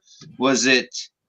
Who knows? As I understand it, it was part of a photo session that they had done with someone who was making avant-garde art in the mid-'60s. I believe they were French. And it was never intended as an album cover. It was just a photo shoot they did. And then when Capitol Records of America was making their versions of Beatles albums, they said to EMI, hey, you got any Beatles photos you haven't used? And so that happened to be in there, and they went, okay, put it on, and ended up being the album cover. And then everyone said it was the Beatles trying to make a statement that they didn't like how Capitol was butchering their albums. Well, it's true they didn't like how Capitol was butchering their albums. That wasn't what the photo was for. It was part of, like I said, part of a sort of an avant-garde sort of photo shoot. So it was never designed as an album cover. So I think it's fine. I just like it for what it is. I like it that it's, they're not the most common things in the world. So it was my holiest of holy grails for a very long time. So yeah, it's iconic and it's part of history. Not just their history, but history. It's part of it, right? It's one of those things that lots of people who aren't into the Beatles or music or album covers know about it, I think. And Richard, they did bring it back. There was an 80s US release that Capitol put out called The Beatles Rarities, and it's the inside cover of Beatles Rarities. I don't want them to bring out yesterday and today again if you want, but put the trunk cover on. Leave the Butcher cover as it is, I think. Tim's got a second state. Lucky you, man. I always keep my eye out looking for one. I'm kind of glad second state still has the slick on the front of it. I want a peeled one so that I can actually see the Butcher image, but that's really cool that you got one of those, man. I'm still always looking for one. Probably never own one, but I never thought I'd own that one. So there you go. There you go. Daryl's turn now, if I'm not mistaken. All right, so this next album kind of goes to what Joe was saying earlier when the whole you know that you've had a picture taken of yourself. Why would you throw it on an album cover? And this is a great album. I mean, it's got Crumbling Down, it's got Pink Houses, it's got the Authority song, Serious Business. These are kind of like tough songs, so to speak. But what the hell is Mellencamp thinking on this album? Like pretty much grabbing his crotch. He just looks like a big wimpy, like I said, you got Crumbling Down, the Authority song. They're pretty tough songs, and then he puts this out. I mean, if you look at the Scarecrow album, it's a great cover of him on the front, really good picture of him and stuff like that, and a lot of his other albums are great. I think this must have been one of his first. I mean, it's from '83. It's one of his first albums. I mean, maybe he was trying to play off that cutesy thing there, but it's just an odd, awkward picture of him on an album cover. It's kind of weird. Yeah, it looks like he's by a high school girl in art class using colored pencil.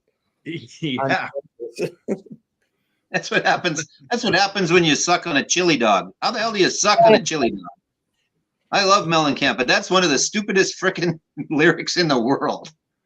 That could be another topic, gentlemen. Stupid lyrics. Yeah, there's a few of those. Yep. Okay. I'm going to do a twofer or maybe a threefer here, because these are all sort of similar in that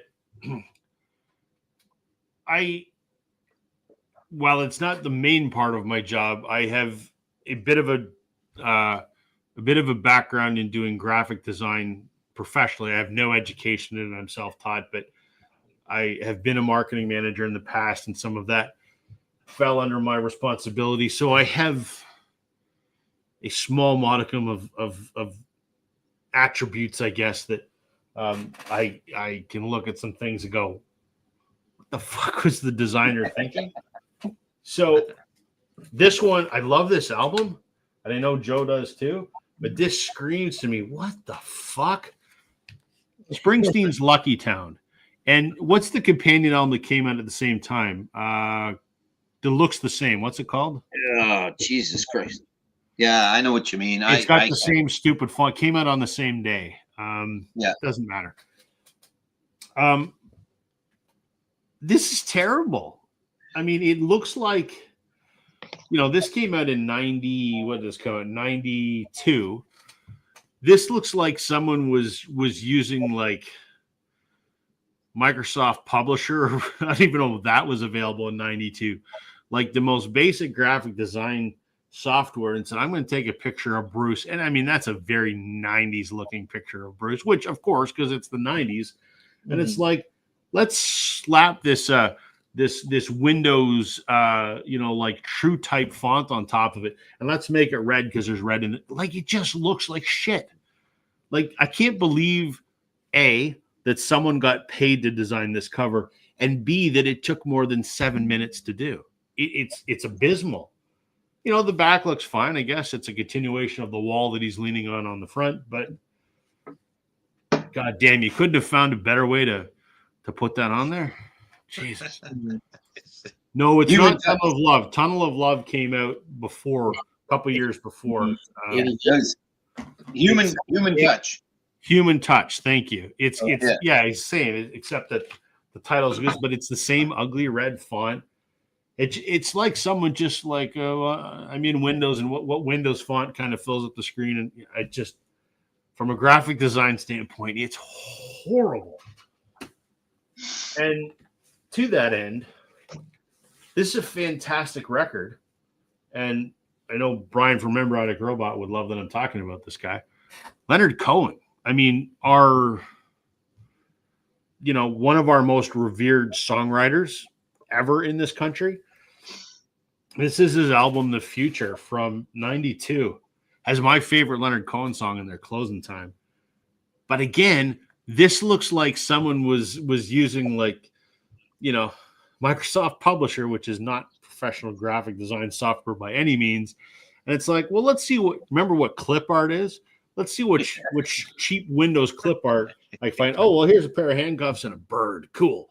Like, this does not look like this was an album released. This is released on Columbia. Like, this is a legitimate major label release by a multi-million selling artist or whatever. This looks like it's some high school kid made it in computer class. It looks like shit. Great record, fantastic album to listen to, incredible songwriting, and the back is just amazing. It's all the lyrics. Yeah. Put that on the inner sleeve. This is some of the most poorly designed packaging ever. And then the last one I'm going to show fits into exactly the same category. This is an album that came out a year or two ago. Most folks don't even know about it. This is the Eagles, the Millennium Concert. It's got the bird skull on it because it harkens back to which Eagles record does it have? It's like their second or third album. Kind of has that motif on it. And then they have this really shitty, and it's hard to see on the screen, but this, again, it looks like some shitty Windows computer font that's just kind of floating there, and kind of the same on the back with this, this kind of rock kind of texture, and then the font's on there with this shitty Windows like drop shadow on the font, and this again released by Elektra. This is an official release from the Eagles. This looks like one of those European bootlegs that you see all the time now. It's like the FM radio broadcast from Munich, Germany. I mean, this is what this looks like. It is, again, I can't believe that they paid money for someone to design this. It just amateur hour, all three of them. Terrible. Did they get the gatefold right? What's the gatefold look like on that? Or is it just them, or it's just Don Henley telling us to sit down? It's a collage. Oh, okay. Of photos, which, I guess that's fine. I don't necessarily have a problem with that. It looks all right, but just even the backdrop looks like someone took like a blanket or a towel and just laid it down and then like put the skull down on top of it, right? Yeah, I don't even think it's that. I think it was done digitally they probably used Illustrator or Photoshop or something, but it's amateur. It really looks like some person that's in first year graphic design school did it. It's abysmal. And for a band is, like the Eagles or hate the Eagles, they got the money. Yeah. Right? So they can get it done. Yes, definitely. So they can. Right. Good choice. All right. Trevor. Kind of continue on underwhelming album covers. This is the third record from this band. Their debut came out in '89. Everyone loved it. Second album, they actually even got bigger. They were playing arenas and all that. And then '95 comes around, and Skid Row puts this out, Subhuman Race. Oh boy. Yeah. This is like almost like an afterthought on album cover. I don't even know. Yeah, this isn't even a gatefold. Yeah, nothing to it. Even the back, just song title. Well, like kind of going back with what you were saying about that Help, that it was like too loud and too like look at me type thing. Right. This doesn't look like anyone wants to buy it. Well, I mean, then again, Skid Row was lumped into that hair metal thing, even though I never consider them hair metal. But like looking at it from here, it looks like, and I mean, it's hard to tell, but it kind of looks like the Skid Row name is like embroidered on a denim jacket, and then like someone named Karen put some bedazzled around it. You know what I mean? Like that's kind of what it looks like. I honestly, and that does not scream Skid Row to me. No, a bedazzled jean jacket. Honestly, this is a really good record, but Sure. it was just so Well, time, we're talking mid 90s. A lot of the bands that, they were associated with were, passe. But yeah, just, I don't know if they were trying to go minimal on this or if it was just an afterthought. Like, what were they trying to do with that? That's the thing, right? Like, who knows? And how many people? I've always had the maybe I overthink it, but if I were a musician, I kind of want the album cover. I mean, that's the visual representation of the countless hours you've put in writing and recording that music. And that's kind of the visual identity of that work of art. So don't you kind of want the album cover to be visually representative of what is recorded on that album?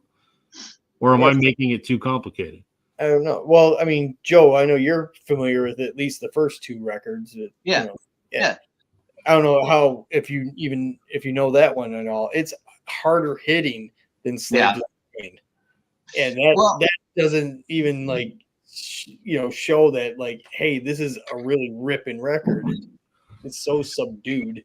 And how many people does this stuff have to go through? Like how many? Like was it one dude went, yeah, that looks good. It was more than one dude. And does the band ever get to look at it? I just don't understand sometimes. I mean, there's lots of fantastic artwork out there, and we could do a show every week about great album covers. It's just I don't understand like who went, oh yeah, that's good. Unless they're just, again, unless it was cocky and it's like, I don't care what we put on the cover. People are listening for the music and because it matters. We talk about it when we talk about albums. We talk about the artwork. Like it's always been a thing, right? They sought out fantastic artists, and sometimes they were out there and sometimes they were the biggest names and sometimes they weren't, but that was always part of the music, was the album art that went around with it. And then you get something like that where it's a great album and it's like, what the hell, what right. And there have been some lucky cases. We brought up Black Sabbath earlier. Their debut, they had no input on that debut album cover, the one in front of the watermill. Right. Yeah. And it's iconic. Yeah. For sure. Sure. Lucky on that one. But you would think that they would want to pass it through and, get the stamp of okay on there. And right. Or like have someone be the last line of defense and go, well, no, that's shit. What are you doing? Now, Rob's, I think, trying to show one there. It's like you have every opportunity to come out with a fantastic album cover. It's the last Beatles song ever, and that's what you come up with. What a piece of shit. Yeah. Yes.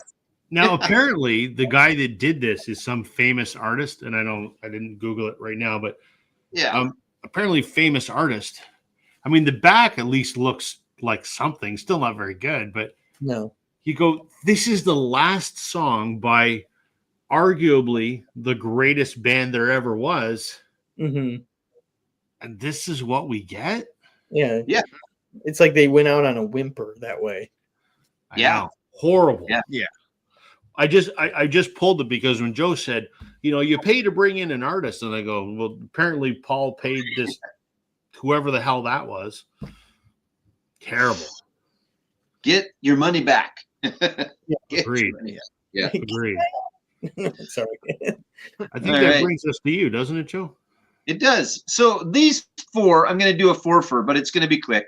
These four are arguably good and bad because I dig them, but they are part of what I thought of when we started talking about this. I'm going to start off with this guy, kind of a one-hit wonder. I think maybe a little more in the funk soul side. He probably had some other hits that maybe I was not hip to or not aware of. But Billy Paul, Me and Mrs. Jones being the big song on here. But the first of the More Than One Head albums, and then my Metallica contribution. Seems like Metallica is going to make the list a few times tonight.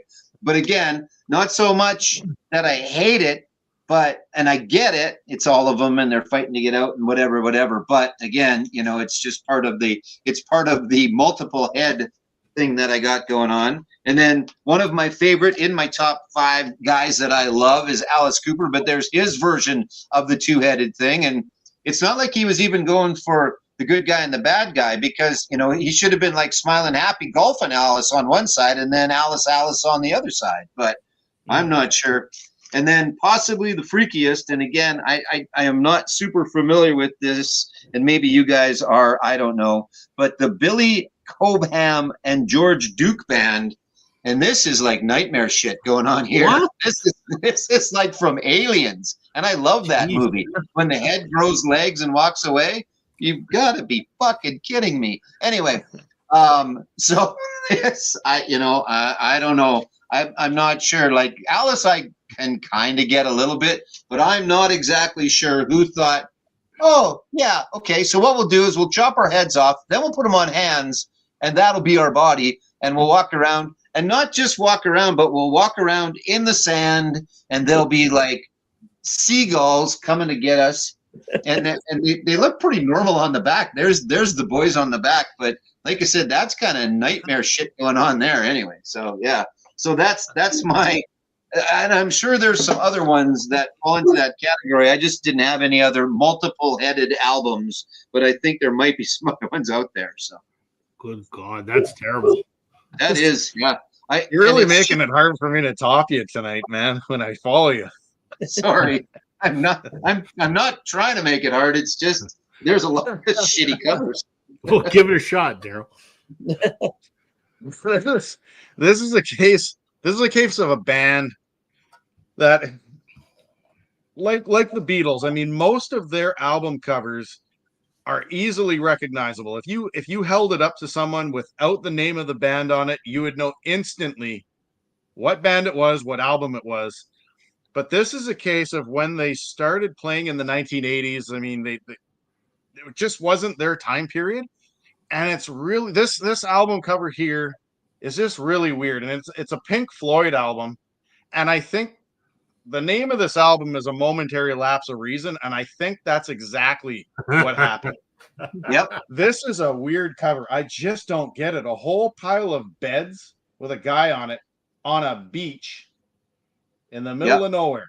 It was on my list. Backside, and then on the backside, the maid with all the towels beside all the beds.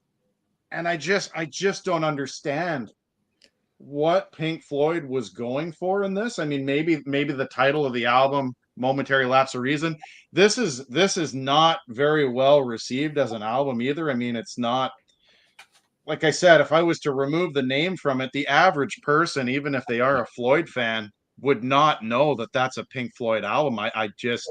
It's a terrible album cover. It's just strange.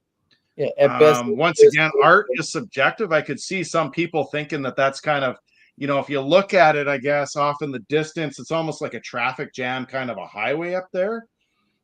But I don't know. I don't understand it. Fortunately, they followed it up, I believe, with the Division Bell, which is a really cool cover with the 2 statues on it. So they redeemed themselves there. But yeah, not a well-received cover, not a well-received album in general. What were you going to say, Trevor? You had a thought there. I said that, like Daryl was saying, if you didn't show the cover and just played it, they wouldn't know it was a Pink Floyd album.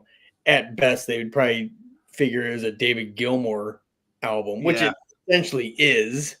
Yeah. Pink Floyd banner. Yeah. But, I mean, it's an okay record. I liked it better than any of the Roger Waters stuff of the 80s. So it almost made my pile. What I did is I went through my Discogs and then I just kind of saved the covers as I went along, and then I went back and I whittled it down. It was in there, but it didn't make the final cut, which is also not a very good album cover. But that wasn't even really on purpose. It kind of was, but not really on purpose. So yeah. Okay, I'm going to do a 3-fer because it's all the same artist. Sort of. Okay, This guy was mentioned in passing that the Marilyn Manson album reminded them of Dylan's self-portrait. So this is music from Big Pink by the band, and we just lost Daryl. Where'd Daryl go? He'll be back. Daryl. Polar Okay. bear. Well, yeah, Polar Bear just ate his Starlink. Oh man. my. Yeah. Jesus. Music for Big Pink, which is the debut album by the band. Mm-hmm. They had previously been Bob Dylan's backup band. And so Bob Dylan painted this album cover. Do you want to know what I think of it? I think it looks like something my 8-year-old could paint and look pretty similar. Yeah. Listen, we all know I don't like Dylan. I can't do it. I respect his songwriting, but I think his painting probably worse than his singing. And we all know what I think of this. This is just, who said, yeah, this could be a great cover? I think they probably were like, okay, Bob, you've done a lot for it. Yeah, we'll let you have the cover. I mean, Dylan co-wrote a few songs on here. He wrote, well, not co-wrote. He wrote "I Shall Be Released," which is one of the best songs the band ever did. And he co-wrote "Tears of Rage" with Richard Manuel, which is amazing. But this album cover, I mean, it looks like something a kid did. Sorry to the Dylan fans, but shit, this is bad. Another album by the band. This is interesting because it's an interesting cover, and it's not. So most people will know this album because it looks like this. Mm-hmm. Moondog Matinee. Not a great album, truthfully. It's all covers. It was, I think, their fourth album. It went Big Pink, the self-titled, then Stage Fright, then it was this one. So yeah, it's all covers. It's okay. It's not great. Shitty album cover. But the thing is, and this is how you would buy it now, but the original pressings actually came with this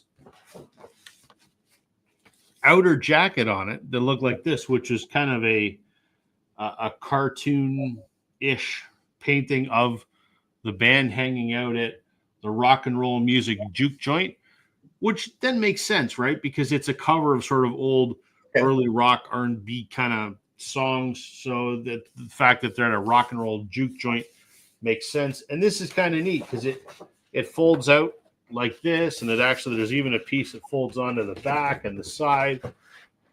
This is actually what you get. It's like a full street corner. Right. It's very cool.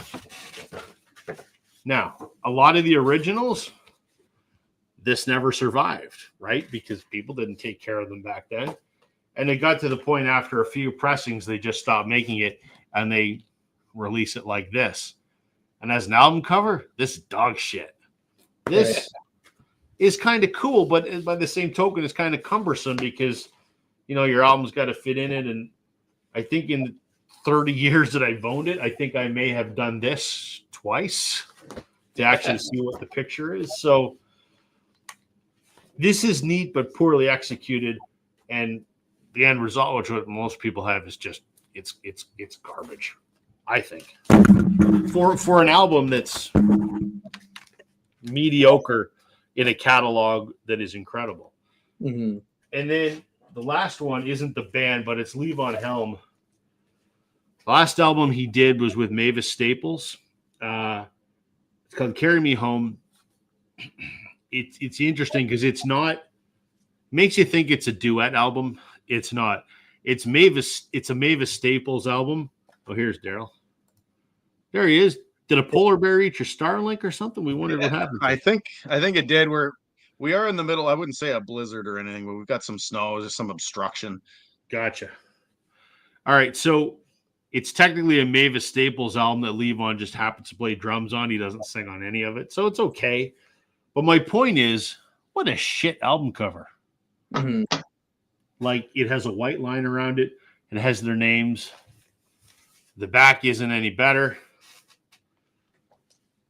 The gate folds okay. There's actually a picture of his drum kit in there. But, I mean, this doesn't scream, I want to buy it. Ironically, it looks exactly the same as the Eagles' The Long Run because it's the same font and everything. It looks exactly the same. And that's a shitty album cover too. Mm-hmm. But for what this could have been, because this is kind of cool. Mavis Staples is a very revered singer, you know, and Levon, one of the better drummers of his era. I mean, they could have done something cool with this, but what a boring album cover. And a little misleading on the album too, if I'm quite honest. If I had known that Levon doesn't sing on it at all, I probably wouldn't have bought it because I like Mavis Staples, but I'm not going to buy a Mavis Staples record. So, yeah. Let's see here. What's John saying? How you doing, John? Hey, Dylan's metal work is better than his painting. Okay. The band cover reminds me of the days covering school books with paper bags. Yeah, I guess that's kind of the thought. The cover is neat, but not practical, and what's underneath kind of sucks. So, we're hour 40. We can go around one or two more times, fellas. You guys still have some more to show? Yeah. All And right. JWG, yes, you are correct. I don't know if I've got the Queen one. I'm not going to go get it, but yeah, it would fit in there because it's them, and then it spreads out for those that are unaware. Yep. All right, Trevor. all right. Well, we're gonna bring this band up a third time. We kind of know who it is already. It's actually a benefit record of a live concert of them going acoustic, but it kind of, the cover reminds me of like kids' versions of some rock band. You know how they'll record it kid friendly, and that is Helping Hands live and acoustic at the Masonic in San Francisco. This was to benefit their All Within My Hands charity work, but yeah, it reminds me of like not Lullaby, Metallica, but it does look like a kid version. Well, there are a series of albums, right, where people have done that. They've taken famous albums and made kids lullaby versions. You're right. That's exactly what that looks like. But yeah, it doesn't do much. But I mean, I still think it's a great album. The inside is just showing them on the stage and whatnot.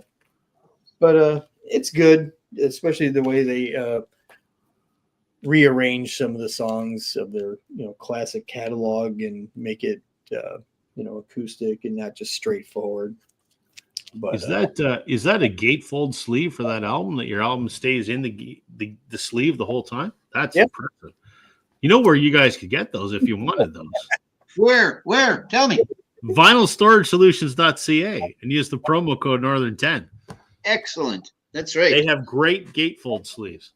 Funny thing is, I got this from Metallica's website. They have every year they have a garage sale. I got this for like $20-25. This is easily triple digits already. Wow. Yeah, I bet. Yeah, that cover reminds, like that cover compared to Metallica kind of reminds me when Nickelodeon does NFL football stuff with all the slime and everything going on. It's kind of like that, a little bit like that, or at least puts me in the mind of that. So, but, yeah, very nice. All right, Joe. Okay, if we're gonna go two more times, well, we'll do rapid fire after. Let's do this one. This one's freaky. This one's gonna give me nightmares, even more so than the hand one. So this is Blood, Sweat, and Tears, and you got to get in close because it's Blood, Sweat, and Tears. But then each of the Blood, Sweat, and Tears guys have like a puppet of themselves as well. Like it's just nightmare upon nightmare upon, here, and get it in a bit better, nightmare. So it's like a small version of themselves. They actually don't have their hand up themselves. That would just take it up that extra notch. But I don't know. This one's pretty bad. Again, where do you come up with the concept? Like I can see some psychedelic band getting really, really stoned on acid and going, "Hey man, we should like make little versions of ourselves and put them on our album cover with us." But like Blood, Sweat, and Tears was like a horn band, you know. I don't know, and yeah, it boggles my mind. And then like this one, he's kind of got like the Star Trekky shirt going on himself. Like, did they pick the clothes for their little them, or did someone else pick the clothes? Well, sometimes did they pick the clothes for themselves? But like, I don't know. There you go. That one's nightmare material right there. You're welcome. You know, yeah, exactly. And then the back. Well, the back's nothing. The back's just kind of pink and splotchy. But yeah, I like Blood, Sweat, and Tears though. I like David Clayton Thomas and Blood, Sweat, and Tears. I like them. They're a good sound. But I don't know what the hell is sticking there. That's terrible. That is terrible, isn't it? Yeah, I know. All right, Daryl, give us nightmares or something. All right, so this one's not going to give you nightmares. This is actually the newest, one of the new records of my collection. I did get it at that radio station. This kind of goes back to like a little bit to some extent when you showed the Kings album earlier and all that hidden stuff that's kind of in the dark section of it. Well, this is like taking the hidden stuff and bringing it to the forefront. And it's a one-hit wonder band from the 80s called OXO or OXO. I don't know what you want to call them. I think it's their self-titled. But literally, they played off the whole X and O thing. And the whole album cover is just X and O's with the band name in red. And then on the backside, you got the band in front of an XOX wall. Jesus. And it's just such a, like, I get that you're trying to play your name off as OXO and you're trying to over-represent yourself, but that's just typical 80s cheese on an album cover. Yeah. Yeah. So, I mean, it kind of goes with what you were saying, Rob, about the Kings, where they kind of put like that hidden stuff in the background, but they bring it right to the forefront, like right in your face. XOX thing. That one reminds me a little bit, because I was going to pull it out too. Zipper Catches Skin by Alice Cooper, where there's just that little bit of blood and then the rest is all the lyrics and stuff. And then I thought, no, that's actually pretty cool. So yeah, I almost pulled that one too. Yeah. I mean, Flush the Fashion is pretty crap too, but I think Zipper Catches Skin, my Endado or whatever. Again, Alice has a bunch of really great stuff, and then he's got some, what the hell are you doing, man? Mm-hmm. Okay. This one is just, I mean, nothing wrong with this, but it just doesn't work. Maybe this should have been part of my poor graphic design, but this is a good album that is just ruined by having shitty artwork. And the first time I saw it, I go, is it really what that album looks like? Running on Empty by Jackson Browne. Good record. So it's got kind of a picture of a road, and then there's a drum kit in front of it. Because Jackson Browne is known as a drummer. Yeah, exactly. I don't know. Like, let's put a flute on the cover of a Hendrix record. Yeah. I mean, I presume that this is a shot of probably the stage at a Jackson Browne show, and maybe this is on the screen at the back. I don't know. I'm guessing. Mm. But then you have this really cheesy 80s font at the top.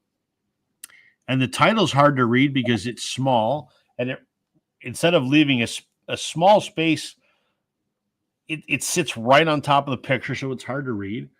And then it's got this cheesy border around the outside that it's hard to see, but there's like one of those shitty sort of drop shadow effects, which,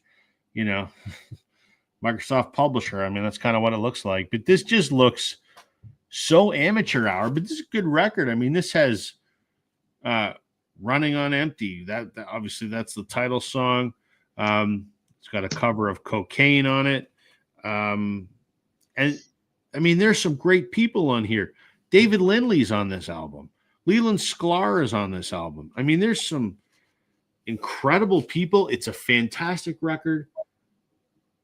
But I look at this and go, conceptually, what do you think? And I guess maybe, you're driving on a road and you're running on empty, but there's way better ways you could have done this. It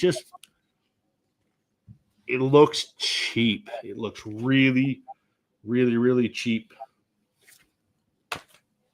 And the drums, and as you said, the drums make no sense. Like Right? put a car there, or put Jackson Brown standing in front. Like there would have been drums. Drums was the last. Like if you said, "Okay, what are you going to put on there?" Drums might have been about the 1500th thing I would have thought of putting on the Right? album cover at that point. Yeah.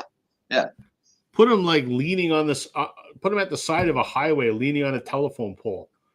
Yeah. Okay, that maybe makes sense. He ran on empty and his car ran out of gas. I get it. Yeah. That makes no sense.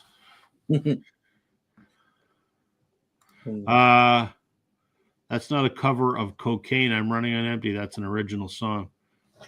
No, Cocaine is a cover. That's written by some guy named Reverend Gary Davis. I know Running on Empty is a Jackson Brown song. You think I'm new here, John? Jesus. Cocaine is a cover. Anyway, we got time for one more turbo speed round. All right. And we can only do one more because we're running on empty here. So That's right. I'd say I'm here all night, but I'm here for about another 10 or 15 minutes. So. I'm going to do a three for real quick. Give her. Band. Give her. No, it's iconic. Their debut album, Bay Area thrash. Exodus, Bonded by Blood. This could have gone with the two-headed thing. Ooh, yeah. But yeah, it's kind of silly. They're great album, classic. They switched singers. Second album, Pleasures of the Flesh. It's just the guy's sitting at a bar because the original artwork is. This was supposed to be the original album. It looked like they're in the jungle, cannibalized and stuff. Yeah. They thought they'd put that on the inside. They might get away with it on the inside, not on the cover, eh? Yeah. And then the last one, this is kind of dark because it's, re-issue, but it's kind of dark. Actually, I'll just take the sleeve off. Third album from '89, Fabulous Disaster. Looking like they're watching the news, the end of the world. In a way, it kind of reminds me of when I was in Montreal when 9/11 was taking place, and me and my friends were watching it on TV. But we weren't that extreme. But it just looks like just a, cheap setup photo session. And I was gonna say the guy in white. That is one of the worst facial expressions. The guy in white there. Right. So it's funny. Gary Holt looks like he's enjoying the whole thing. He's like, hey. Yeah. But nice. All albums, though. Yeah, as we've proven, I think over and over, the albums are not necessarily indicative of the cover. Now, there's lots of albums that are indicative of the shitty cover. We just haven't necessarily shown many of those, if any of those. So, but. Okay, Joe. Okay, rapid fire. Yeah, this one probably could have fit with my two-headed, but this is Death from Above, 1979. We can't have our penises hanging out, so we'll put elephant noses on and we'll do something. I'm not exactly sure what they were shooting for there, but good album. And the other album is the same, actually. The next one is the same. This one, another very good album, but always kind of creeped me out a little bit, was the Roaring Silence by the Manfred Mann Band. So yeah, we got the screaming in the ear. Yeah, that one's kind of freaky. That one always freaked me out a little bit. Disturbing. Yeah, I'm trying tonight.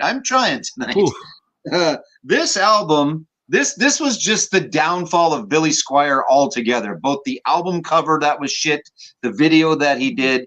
I listened to this today. It's a decent album. I think this is I think the downfall of Billy was because of all of the other stuff that I don't know if he had no control of or just said, yeah, go ahead. And I was always a big Billy Squier fan, but again, and I listened to the album and it's decent. Yeah, but yeah, I mean the video for Rock Me Tonight was odd at the best. And then this album cover didn't do any good for Billy either. It's extremely dated, that album cover. The artwork of that is it screams 1984 or whatever that was. Yeah, very much so. Very much so. This could be hot take, not sure. But I've never been a big fan of this one. So I don't know. I mean, it's obviously iconic. It's one that everybody knows, but I just don't need to look up some dude's nose. I don't know. That's just that. This is like the original. This is what a lot of people, when they're talking on Zoom calls, look like. You're looking up their nose. Anyway, not sure about that one. Earlier we had the Silver Potato. Here we have 5 potatoes that are Devo. Yes. Great album. I love Devo. Devo's awesome. Yes. But, you know, and it's a Devo album cover for sure. But like, I'm not sure what the rings around the neck is. That I don't know what they're shooting for. But anyway, and then they continued the rings around their neck on the back. So quickly, I've got 3 more. This is the Best of Cream, and what the hell does this have to do with the Best of Cream? Again, their album covers were never that great, but what the hell does this have to do with because it's not like I'm going to have cream with my pumpkin or cream with my cucumber. But anyway, Best of Cream, not sure what they were shooting for there. Sour cream and onion, maybe? Yeah, maybe. Love Foreigner, but again, what are you doing? I'm not sure exactly. Like I don't need to see a toilet at the best of times. And there's a bit of a theme of some band covers because they were toilets, like the Mamas and the Papas. I just didn't bring that one out, but so that's disturbing because she's in a men's washroom, but that's not the disturbing part, and that's a urinal. And all 4 of us are men, and we all know that the leading edge of a urinal is the last place on the face of the earth you will ever want to touch with anything. Exactly. And she's sitting on it. That's disgusting. Not quite sure. And then I'm not sure if that's who was using the urinal and he's got to sit down now. I don't know what's going on with that one. But that one, and great album, very good album. But again, not quite sure who passed that. And then this is my last, and this is just disturbing, and it makes perfect sense, but still, because this is Meatloaf, and it's Meatloaf. But it's Meatloaf and Stoney, but it's Meatloaf with ketchup for hair, and then some chips on the side. And again, I'm assuming those are maybe some eggs with peas, and the nose is peas, and some peas up there. So again, it's exactly what it's supposed to be. But it's not a very good album cover. So there you go. That's my choices for this evening. Yikes. That is interesting. Yeah. Curtis, how you doing, man? There have been no Neil Young covers shown tonight. None. Nope, there haven't. There you go. By the way, Curtis, make sure to watch my vinyl tag I posted today. You'll know why when you see it. Daryl. All right. I got like 5 or 6 more, so I will rapid fire these. So this one here, I've never understood. Nick Lowe is leaning on his fallen name and pointing to Labor of Lust. It doesn't tell me anything. I mean, maybe if he was leaning on an attractive woman or something, it would make more sense. Cruel to Be Kind is a good song. The rest of the album, yeah, it's average, but I don't know. It's just one of those cheesy early 80s. Don't really understand what he's going for in that cover. And speaking of cheesy, we're going to go back to the 50s, early 60s. One of these honky tonk albums I inherited from my grandfather, and it's Del Wood, and There's a Tavern in the Town. And he's sitting there on his honky piano with his cigarette drooping out of his mouth, and some woman coming in through the tavern doors. Very nice. Very interesting cover. I don't know. It's just one of those 50s, 60s things. Speaking of 50s and 60s, this is one of those doo-wop bands. And what I don't like about some of these 40s and 50s ones is how the record companies, I think, intentionally did this to I suppose minority musicians, black musicians, where they made them pose in the cheesiest possible way, Jeez. and I just don't understand it. So the Ink Spots, I mean, this is like the Pretenders and those kind of guys. That's kind of what this band reminds me of, but they were more 30s and 40s type music, but that kind of thing. And then going with my Greenland rock music, this is just a creepy cover. Secure Escape is their name, but their big, wide-eyed, googly, weird face. I just don't understand what's going on there. But it's a band called Secure Escape, but it's those black, dark, googly, kind of like, I don't know what those stuffed animals are there that they got the big googly eyes on them. It reminds me of that. And then I'm going to finish it off with 2 Canadian content here. Why not just throw a musician in front of a blue blanket background, Dan Hill, and a nice white, show off that beard, but just nothing in the background. Just a complete white shirt, white boots, white, and just a blue background. It's a boring cover, bad cover. And last but not least, I like this band, chill music, but it's a boring cover, in my opinion. That's A Foot in Cold Water. All Around Us. It's just a great cover with it's kind of a cool logo, but just boring. So I will finish it off with that. That's just a terrible album cover, but Make Me Do Anything You Want is the big track from that one. Just one of the make-out songs from the 70s. So yeah, there we go. All right. Very nice. I got 2, and that's it. This was a great record, but I've always hated the album cover, and the band hates the album cover too. Yeah. Aerosmith. They're self-titled. As I understand it, this inset image was supposed to be the cover. That was supposed to be full size with their name on it. And then for some reason, someone at the label said, that's not okay. And I guess this is supposed to be the Earth, and that's the horizon with the sun there. And some really shitty 70s kind of font there that's not the easiest thing in the world to read. Correct me if I'm wrong, this was their debut, was it not? Yes. So yeah, for a band whose debut it is, I would think you'd maybe want the title to be just a tad more readable. Mm-hmm. Yeah. As people are flipping through bins or whatever back in the day, but whatever. Amazing record, but you just look at it and go, this is shit. Even if they had just used this image, it would have been better, but it still would have been kind of shitty at the same time. So I've always hated this album cover. It's ghastly. And this one is we're going back to the Beatles one more time. This is called the Collection of Beatles Oldies. So what this is, this was something that was put together by Parlophone in the UK for the Christmas market in 1965, I believe, or was it 66? Doesn't matter. The Beatles didn't have an album out that Christmas. So what this is this is a few songs that were on some of their EPs that were not on their albums, as well as a couple singles that had been released in the US, but not yet in the UK. And so it's a compilation. So this came out between Help and Rubber Soul. And the Beatles had nothing to do with it. And EMI cooked up this incredible artwork. Yeah. Which when you put this beside, and like this is an original UK flip back mono, just like all my other ones. This came out, in 65. You put this sequentially with all of the other albums that they had released. This looks like shit. This doesn't scream this is a Beatles record.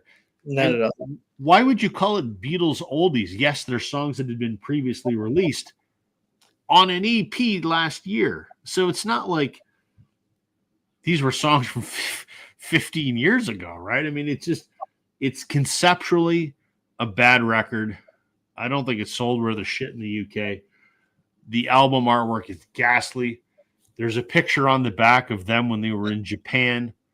Like this just one of these is not like the other. You hold this along with the rest of their UK albums, and this is an official UK album.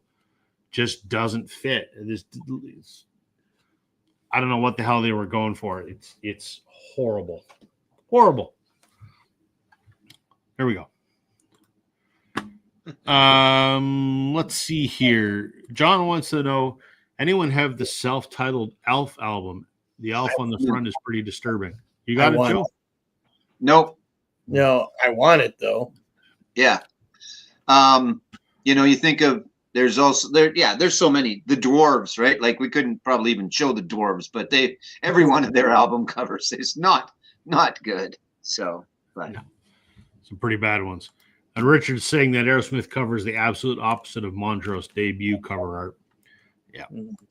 So, all right, guys, it's a little past the 2-hour mark. We'll do what we always do. Let's go around the horn and say what you want to say about your channel, promote something, say whatever you want to say. Trevor, since you're our guest, what's up? I'm going to be shooting a video this weekend of something that most people would think is completely out of my wheelhouse. So we'll leave it at that.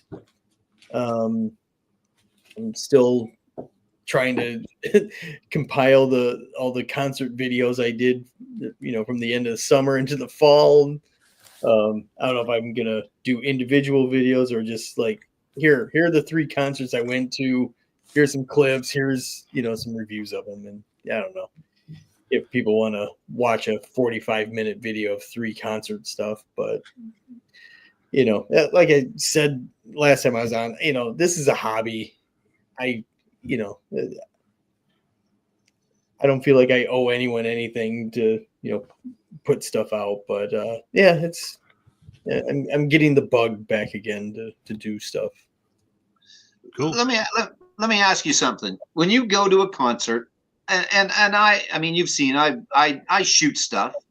Mm-hmm. There's the guys that shoot the whole friggin' concert. There's people that shoot a whole song. I never know exactly what to capture. Like, do you have something in your mind?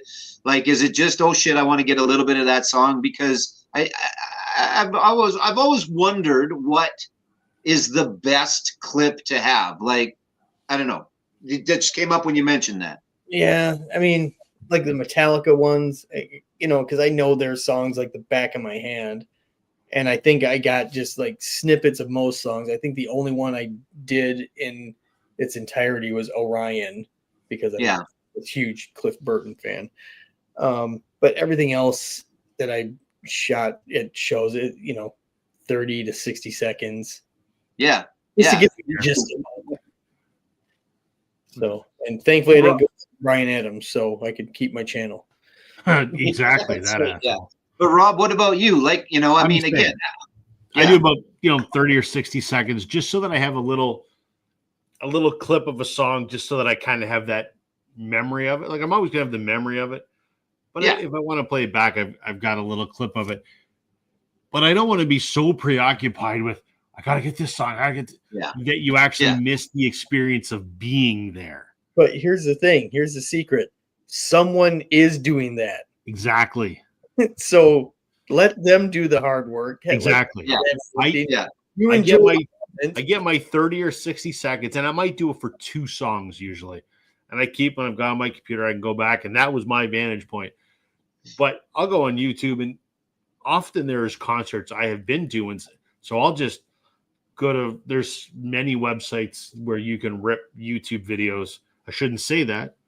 You should never rip YouTube videos, ever. Ever. No. But for those that want to, I guess I hear the technology exists. If you wanted to save that entire concert. So I've